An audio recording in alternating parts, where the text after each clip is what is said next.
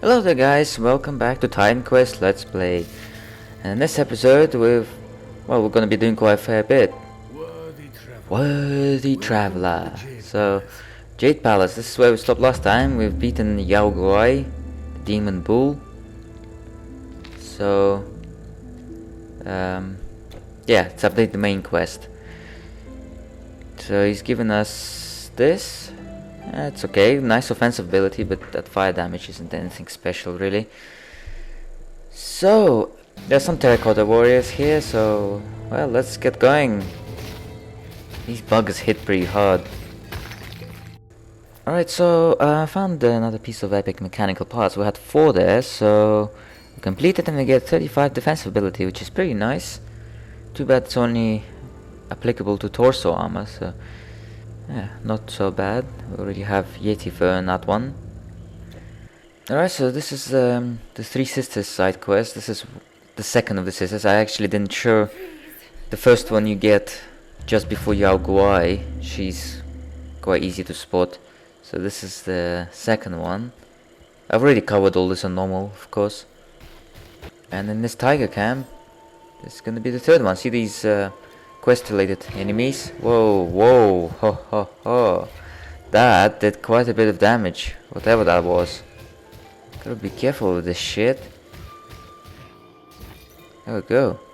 Tiger Claw. I think that's a rare axe that only drops from Tigerman. Just speak to her. Have to speak to her 2-3 times until the quest updates. Yeah, and one more time. There we go, updated. Right. Okay, so got rid of loads of crap from the inventory and picked this up. And it's okay. Just offensive ability, strength bonus. Think it can drop with better bonuses though. What we got is nothing too special. Okay, so report back to the second sister. There we go, Seal of Might. Might means strength. So it's a strength bonus. There we go, 41. Pretty good. Alright, let's get going. This whole area, it's a huge area and there's quite a lot of jungle creeps here. This is one of the good places to farm for the whiny growth, because there's a lot of jungle creeps and other plant enemies. They're usually just a bit beyond the first part of the area. The first part has Tigerman mostly, but once you get a bit beyond the Two Sisters, that's when you come across these plant monsters. Alright, here we go, Yerans, which is just a bit further, nearly at the end of that area. And this is one of their monster heroes, the Mountain Strider, who dual wields, and he's pretty powerful. He hits pretty hard. So we had to go into Colossus form to be able to handle that. He's level 61, I mean look at that, level 61, that's a legendary strength monster. Alright. It's all done there. City of Chang'an. So we're back in Chang'an. You can of course teleport back, you don't have to walk back. That whole floodplain area was optional. I have no idea why it got laggy there. Really weird. Gosh. Sound went out of sync as well. Okay. Alright, so this is the guy. Forest of the Ancients. This guy who hates being a door guard and let in. Whoa, look at that. 4. Actually, I've activated that scroll by accident, but that was probably a good call anyway. I was trying to get into Colossus form, accidentally my hand slipped and I pressed number 7 instead of 6.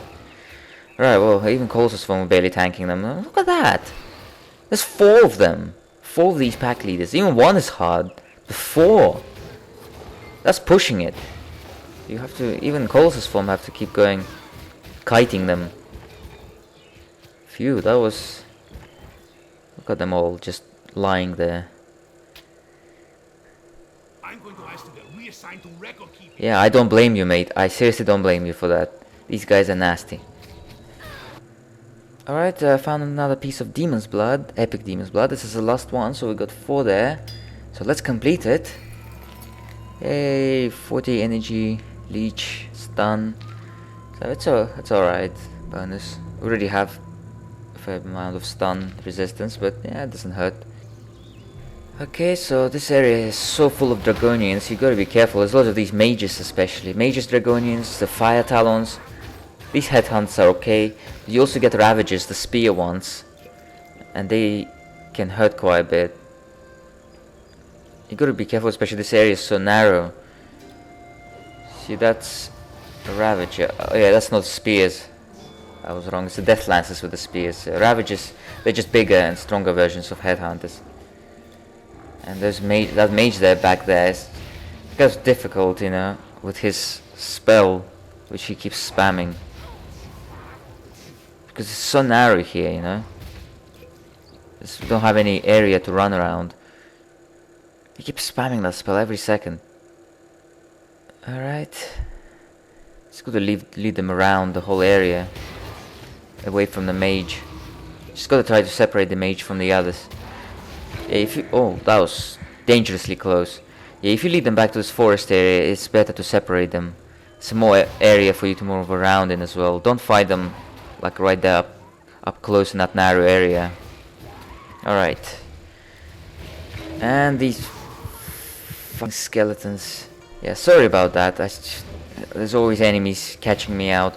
These skeletons are quite dangerous. Look at how many mages there are.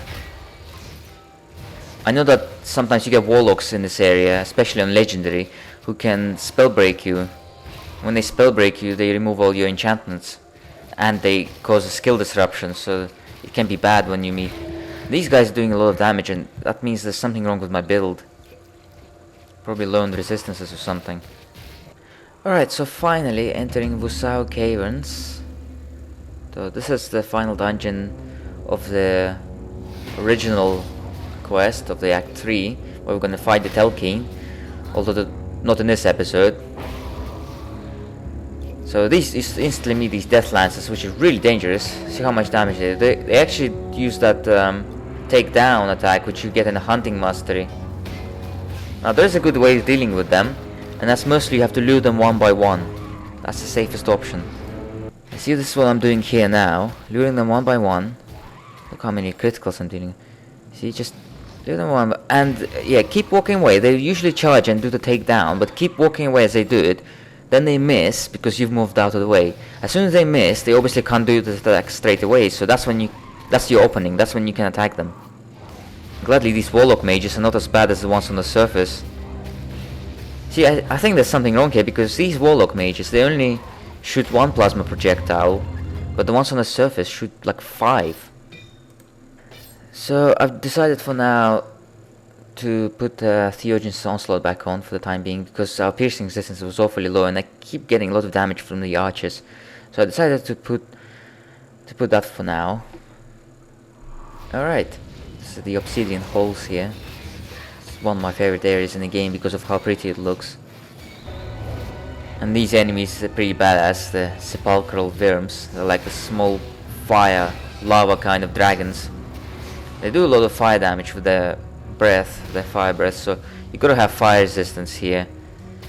You can often tell when they're gonna do it. They've got exactly the same enemy model as the Dragon Leech, except smaller and more lava based, and so they have the same battle animations. If you notice, when they breathe their fire, they get on all fours like the Dragon Leech does when he breathes cold breath. So just move away when you see them getting on all fours. When it's 2 of them, it gets a bit complex because you've got to keep track of both of them at the same time. So you can get hit with fire. That's why having fire resistance is very safe here. Yeah, the normal attacks don't do anything much. They're quite weak otherwise. Oh, there we go. Defeated them both. Alright, and we shall stop around here. This is a rebirth fountain gonna be here. Let's quickly take care of these guys. Alright, so there's a rebirth fountain here, and there's just one more area of this cave, and then it's the Telkine. So we shall fight the Telkine in the next episode, and if we've got enough time, we'll fight the Typhon as well. So see you guys in the next episode. Bye bye.